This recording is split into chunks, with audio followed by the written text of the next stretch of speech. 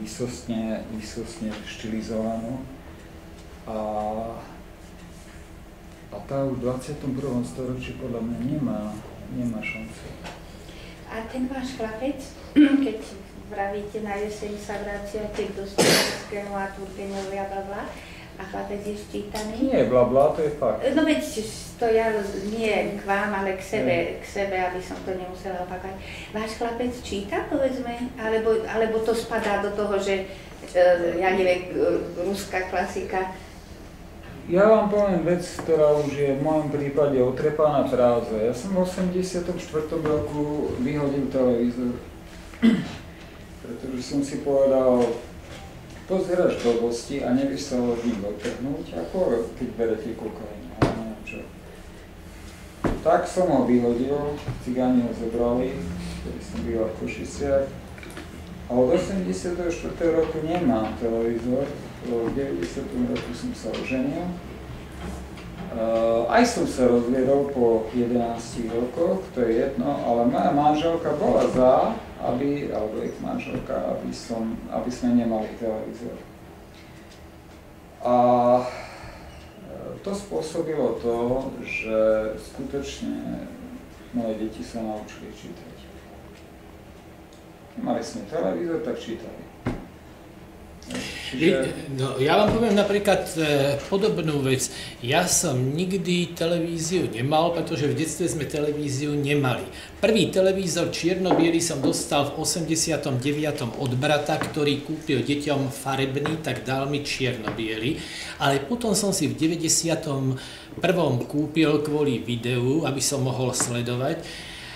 A dodnes mám také trauma, že sa neviem dívať na televíziu a preto napríklad, ak boli tie rozličné súťaže, ja by som neprešiel tými prvými kolami, pretože by som nevedel, koho stretol Křemílek a tieto veci, ktoré vie každé decko, ktoré je tým ako odchované. A či sa nerobí, povedzme, aj chyba, že tie deti by sa nemali v určitých veciach od seba ako líšiť. Ja napríklad z televízie sledujem správy a publicistiku. Tie niektoré veci týkajúce sa histórie, dokumentaristiky, tie skutočne si ako pochvalujem, že ma to ako zaujíma a že ma to ako naplňa. No a k niektorým veciam by som sa, povedzme, nedostal. Teraz mi jeden kamarát vypálil Pštrosí večírok od Bukovčana, lebo nikdy som to nevidel, že ma to zaujíma, ale dostal som to minulý týždeň a ešte som nemal času, aby som si sadol a pozrel si to. Ja si myslím, že nedá sa zabrániť tomu, že je televízny ako vek. A keď ste spomínali napríklad tie komiksy. Ja vás musím ale prerušiť zase na sekundu. Televízny vek je na konci. Je už pomaly ako v prdeli. Pretože moje deti si kreknú, čo chcú, čo ich zaujíma. Z výtvarného umenia, zoberú Džarmuša, tam si zoberú Tomavejca, tam si zoberú čokoľvek, čo chcú a nie sú odkázaní na prepínanie, hlúpe prepínanie programov, pretože oni presne vedia, môj syn chce vedieť, čo sa udialo v Benátkach na Bienále, tak si to celé stiahne bez problémov. Čiže to je generácia, preto hovorím, to už je tretia generácia, ktorá nepotrebuje televízor, pretože ona si stiahne a o chvíľu takou rýchlosťou, Japonci majú pripravenú sieť, už neviem, nie optickú, ale neviem jakú, že v podstate za 17 sekúnd stiahne celovečerný film, hej? Môj syn, ani jeden, ani dcéra nie sú odkázaní na to, čo im ponúka televízor. Oni si stiahnu to, čo oni chcú. Čiže, rozumiete, skutočne ten internet je, vidím na deťoch, vyzmizikuje tú televíziu.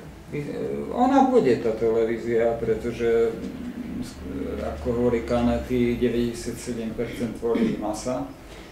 A tá masa bude si púšťať, ja neviem, Superstar, ale pre tú mládež a tej bude stále viac, nebude podľa mňa 3%, ale 30% o chvíľu, tá si nájde na internete, čo chce a stiahne si, čo chce a pustí si, kedy chce. Hej? Čiže v tom je rozdiel. Nie som celkom vaša generácia, ale mám 52 rokov, čiže nie som ani tak vzdialený, hej, vašej generácii. Toto je tretia generácia, ktorá nepotrebuje byť oblbovaná. Nájde si, čo chce, stiahne si, čo chce, pustí si to, kedy chce, bude vedieť anglicky, to stačí ako Esperanto a bude o hvízdu slovo vyčítať v angličtine. Vlastne aj tie historické dokumenty jednoducho, my to nezastavíme, ani ja ako slavianofil, ktorý proste rád chodím do kláštorov, ktorý chodil Dostojevský a žijem dosť s pravoslávnymi. Ani ja to nepotrebujem a moje deti už vôbec nie, ani táto generácia, ktorá tu sedí, aj keď nie je vo veku mojich detí, ale už to nebude potrebovať. O chvíľu to nebude potrebovať. Na tom internete si nájde všetko. Jediné, čo sa nedá nahradiť, je kniha.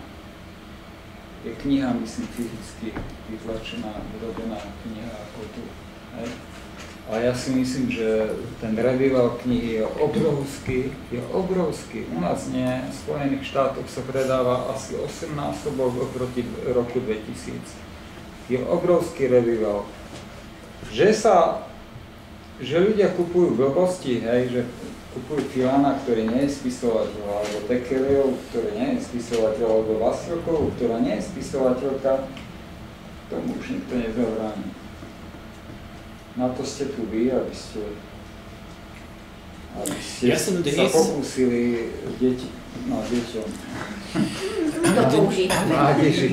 Dnes som si skopíroval som si z Tvaru jednu kritiku, recenziu, pretože ma zaujímala. Ja stále mám taký nejaký pocit, že som niekde mimo, pretože všetci sú nadšení Lajkertovou knihou o Mňačkovi a ja som skutočne neobyčajne sklamaný, zhrozený z toho všetkého, čo tam je. No a prečo ako o tom hovorím? Že strašne si myslím, že sa málo číta.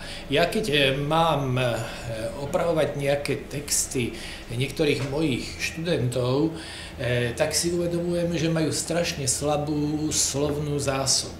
A to je dané tým, že málo čítajú. Keď som jednomu môjmu doktorantovi hovoril, čítaj svojej manželke večer poviedky od Maupassana alebo Čechova, aby ťa počúvala, že to čítaš, to má 2 stránky, 3 stránky a rozšíri sa slovná zásoba. Ja keď som prekladal jeden jeho článok pre dejiny a súčasnosť zo slovenčiny do češtiny, tak som mal problémy, aby to bolo čitateľsky príťažlivé, pretože mi tam chýbali niektoré slová a nechcel som tie samé slová ako opakovať.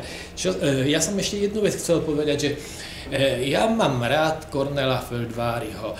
On je v mnohých veciach veľmi zvláštny, ale on je milovníkom karikatúry, komiksu a priekopníkom v týchto veciach, čo teoretizuje v tomto smere.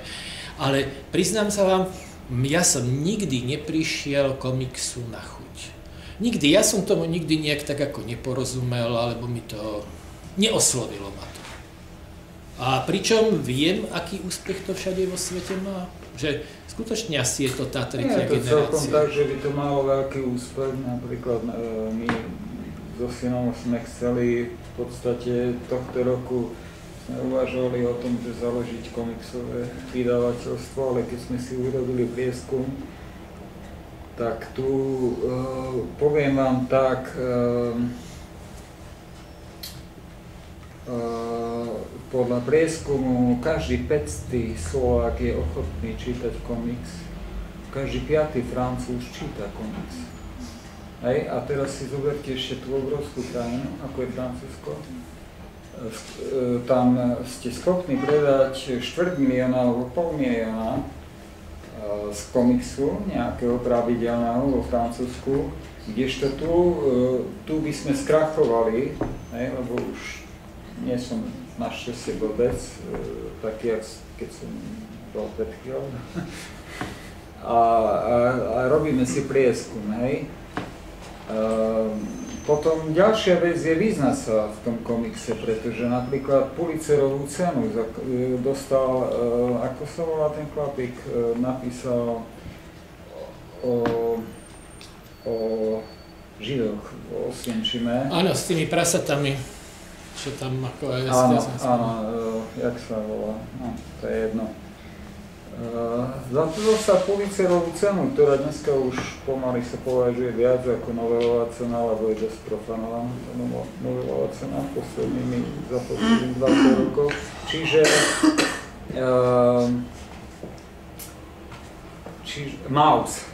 Maus, myš, hej, sa volá ten komik slávny. Spomenul by som si aj na toho výtvarníka. Jednoducho po tej Pulitzerovej cene, myslím, že v 86. roku ju dostal, už nastúpila taká, by som povedal, latentná tá tretia generácia, ktorá teda nastúpila v 21. storočí frontálne. Hej. U nás na Slovensku ešte nie, ale už povedzme hlavne na ostrovoch a tak ďalej, totálne. Ja si myslím, že súčasná dobrá literatúra, a poviem vám úprimne, že chvála Bohu, mám také prostredie, toľko, síce málo, ale všetky prostriedky dávam do kníh. Po rokoch som sa vrátil totálne k čítaniu, ako v detstve čítam 4-5 kníh týždenne a vyberám ich. Hej. Mohol by som vám povedať posledných 10. Povedzte. No, napríklad Michael Chabon, 3 knihy, Židovská, ja neviem, čo to bola, potom Báječné dobrodružství, dostal za ňu Pulitzerovú cenu, potom Bumpy od Lloyda. Väčšina je z Arga, z Odeonu. Môžem vám rozprávať, ja neviem, ani si tých autorov nepamätám, Gray, nejaký tajný denník, Ír a tak ďalej. Fakt čítam kvantu, strašne kvantu. Tej literatúry som úplne proste v eufórii, že koľko dobrej, super dobrej literatúry sa píše a vydáva v súčasnosti. Akože 23-ročná Flajnová Írka, hej, debut. To kedysi bol Hemingway, bol Remarque, ja neviem, hej, boli také ako etapy. Dneska je týchto mladých ľudí našlapaných jak kapusty, vám poviem, jak kapusty, to je nenormálne, jak tí ľudia píšu. Alebo ten klub bitkárov, ako sa volá? Palahník. Tak, Palahník. Áno, Palahník, áno. Čítam od neho denník. Proste to je neuveriteľné, koľko dobrej literatúry až na Slovensko a Ukrajinu vychádza. Musím to tak povedať, ja neviem čítať slovenskú literatúru, smejú sa zo mňa, hej, že píšem 20 rokov román. No áno, ale rok za rokom sú lepší autori a je akože idem dozadu. Harryho ste čítali teraz knihu, ktorá sa stane?